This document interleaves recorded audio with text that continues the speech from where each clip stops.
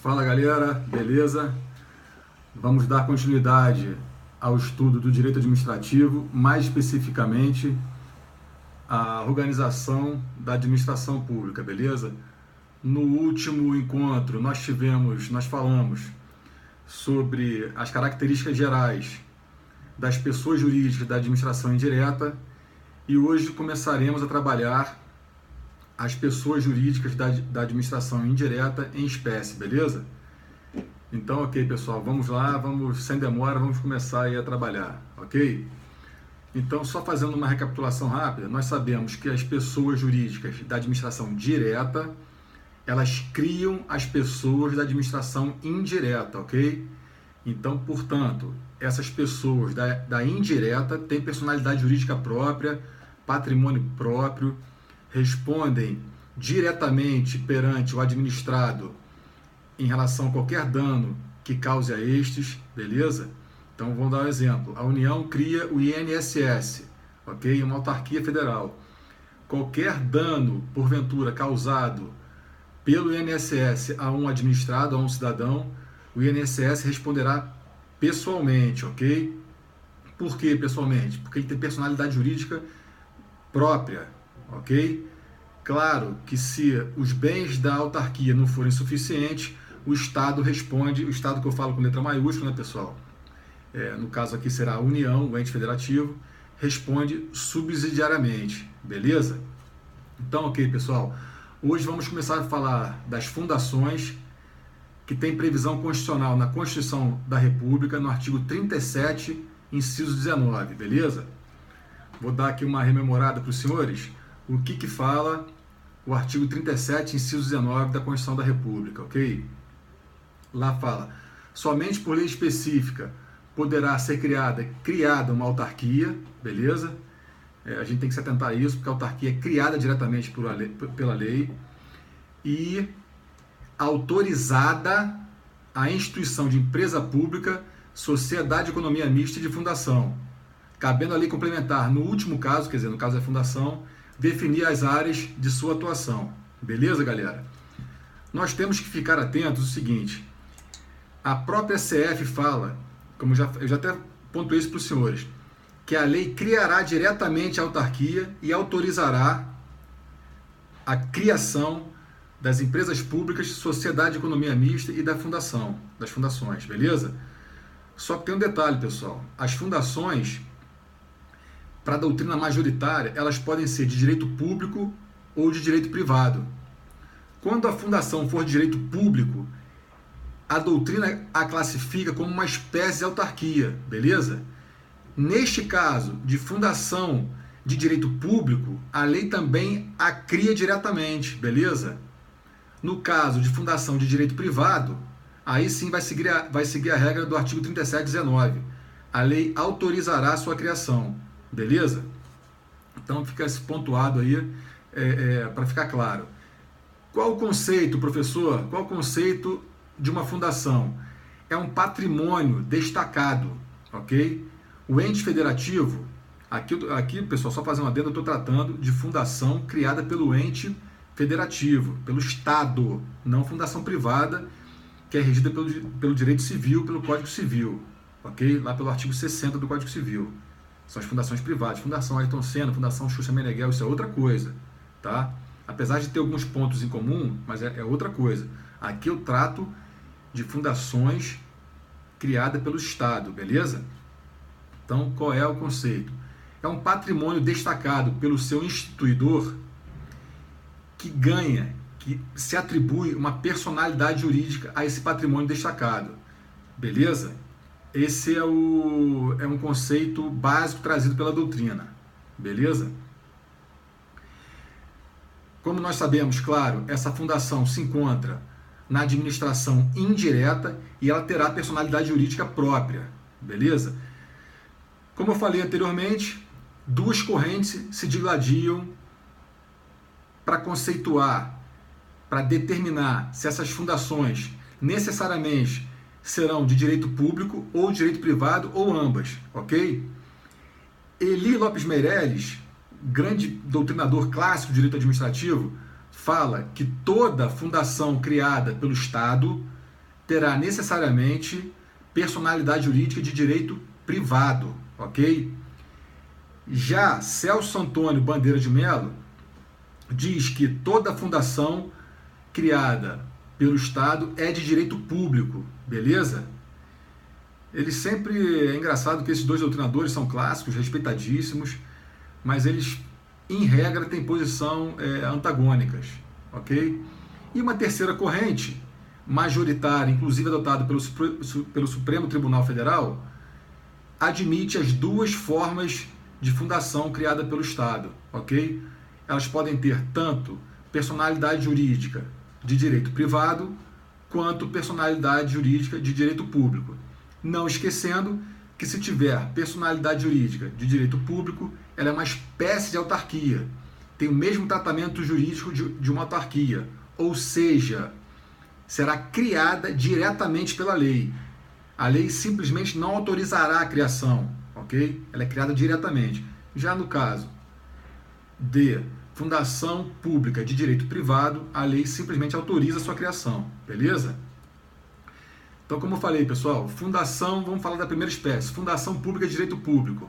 Como eu falei, uma espécie de autarquia chamada de autarquia fundacional, ou seja, a lei cria esta fundação, beleza? Depois eu falarei mais para frente também de agência executiva, do que se trata, mas por enquanto vamos ficar nesse conceito aqui. E já a fundação de direito privado, o poder autoriza a sua criação no regime jurídico de direito privado, ou seja, o artigo 37, inciso 19 da Constituição Federal é aplicado na sua literalidade, ok? O Estado autoriza a sua criação e ela é chamada pela doutrina de uma fundação governamental, beleza? Segue o mesmo regime jurídico da empresa pública e da sociedade de economia mista, beleza? Então vou ler de novo para os senhores o artigo 3719, que cai assim bastante, pessoal. Somente por lei específica poderá ser criada a autarquia e autorizada a instituição de empresa pública, sociedade de economia mista e de fundação pública de direito privado, cabendo à lei complementar, neste último caso, definir as áreas de sua atuação. Beleza? Já a fundação, pessoal, como eu falei anteriormente, instituída pelo particular, é outra situação, ok? Ela é uma fundação regida pelo Código Civil, não tem nada a ver com direito público, está regida lá pelo artigo 66 em diante deste diploma legal, beleza? Inclusive, neste caso, das fundações privadas regidas pelo Código Civil, o Ministério Público de cada ente federativo velará pelas essas fundações, ou seja, fiscalizará essas fundações, ok? Diferente das fundações de direito criada pelo Estado, né? Tanto direito público quanto direito privado. Quem controlará essas fundações é o próprio ente federativo que as criou. Por exemplo, a FUNAI, Fundação Nacional do Índio, foi criada pela União, ou seja, ela tem personalidade jurídica, de direito público, e ela responde diretamente pelos seus atos. Porém, o ente federativo que a criou exercerá o controle finalístico dessa fundação. Não tem hierarquia, isso deixa bem claro, entre pessoas jurídicas distintas não há hierarquia, porém, o ente criador da administração direta controla esse ente da indireta. É um controle finalístico, para ver se o motivo pela qual ela foi criada, essa fundação foi criada, ela está sendo cumprido. Beleza?